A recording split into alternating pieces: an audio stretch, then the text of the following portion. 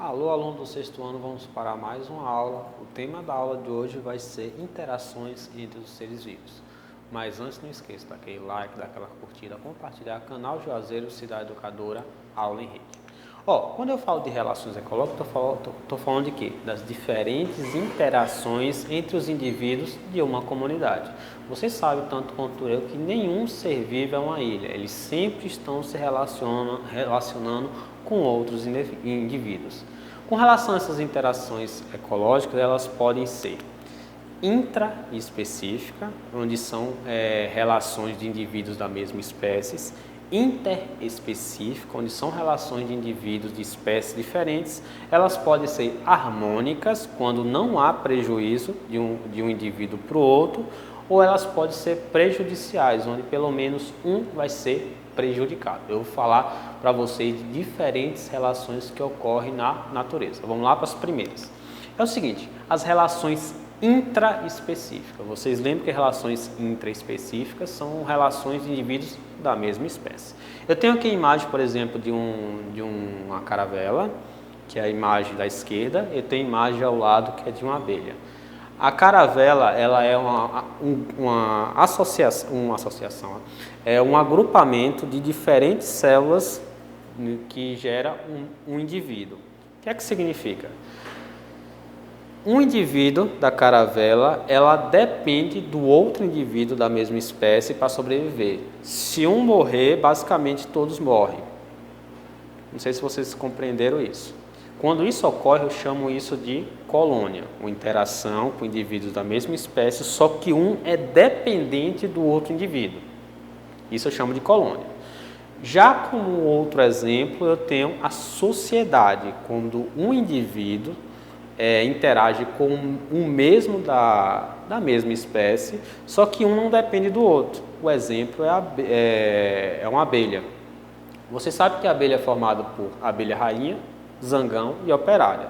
Se o indivíduo dessa abelha morrer, não necessariamente significa que toda a colmeia vai morrer. Então, isso eu chamo de sociedade, ok? Eles estão interagindo entre si, cada um tem seu papel na sociedade, só que um não depende do outro para viver estritamente específico. A colônia não, a colônia, se um indivíduo depende do outro para sobreviver.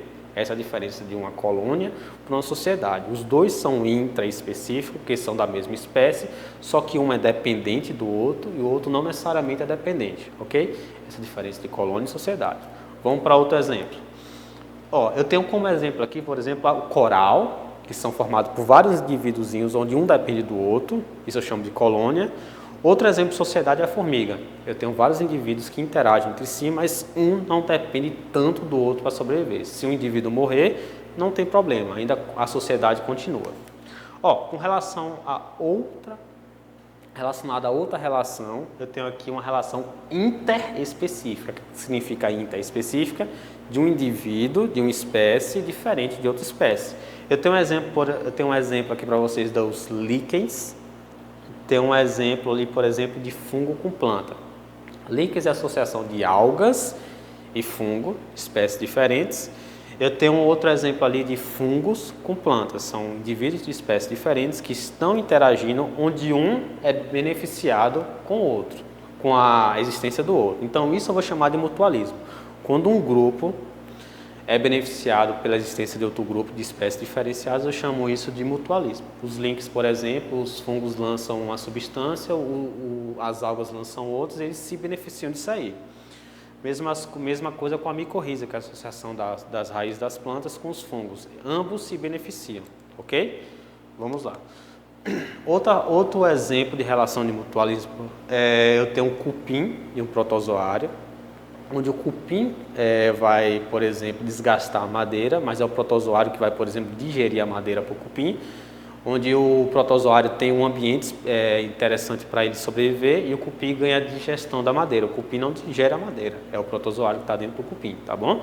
O mesmo ocorre, por exemplo, com o bovino. Vocês sabem que o bovino ele come grama, come algumas herbáceas, só que é o seguinte, ele não digere essa planta. Quem vai digerir vai ser os micro-organismos que estão dentro dele, tá bom? Ele come, só que ele não consegue absorver. Quem vai absorver é o micro-organismo que vai lançar substâncias assimiláveis para eles. Isso aqui é mutualismo. Os dois estão se beneficiando e são de diferentes espécies.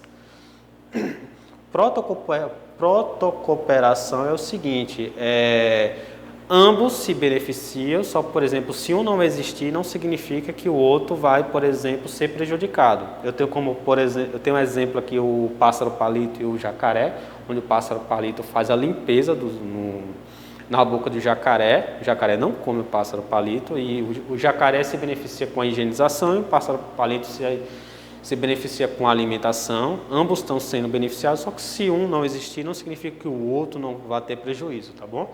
Eu tenho o exemplo do búfalo, o passarinho que come os carrapatos do búfalo. O búfalo não é predado pelos carrapatos e o passarinho é alimentado, então os dois estão se beneficiando, mas se um não existir, não significa que o outro não vai sobreviver. Eu tenho um exemplo aqui do coral e o caramujo aqui, onde a anêmona, ela é levada nas costas do caramujo, ok? Onde o caramujo ganha proteção, que a anêmona ela acaba atacando outros animais, por assim dizer, que eles têm substâncias que vão fazer mal a alguns animais, e ele ganha deslocamento pelo caramujo, que desloca de um ponto para outro, tá bom? Então isso aqui é o protocooperatismo.